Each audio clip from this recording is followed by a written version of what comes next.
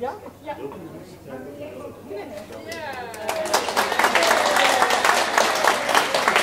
Waar ben je Joert in Talmahoeve, in Veenwouden, bij de opening van de Boekenhoeken. Dus bibliotheek nu in Veenwouden.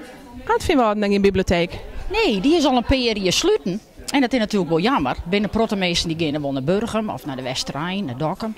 Maar voor de oudere mensen wordt dat wel moeilijk verzeld om ergens heen te gaan.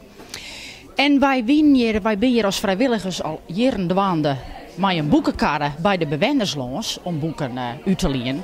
En we zijn, die boeken, dat is ik wel wat voor de bewenners van Veenwouden. Dus we hebben al boeken hebben uit Stofhelle steeds maar mooie kostendelt zet in Talmahoeve. En dan maar elke keer je boeken helje.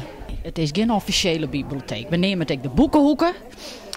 Elke keer mag je in principe boeken helje. We hoeven net lid te worden. Het kost het maar 50 cent per boek om te lenen. Word ik je boetes jong.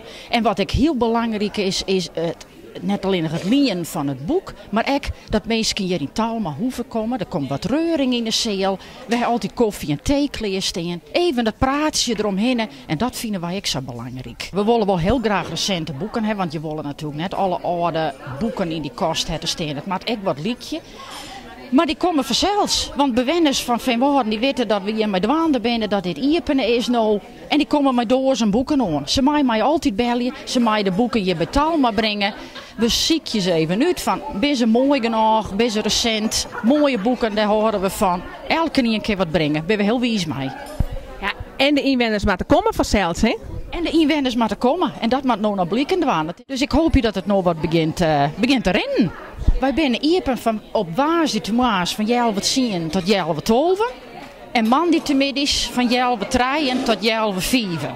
En mocht het al storm rennen, misschien moet er nog een maand of meer bij, dat weet ik niet. Ja.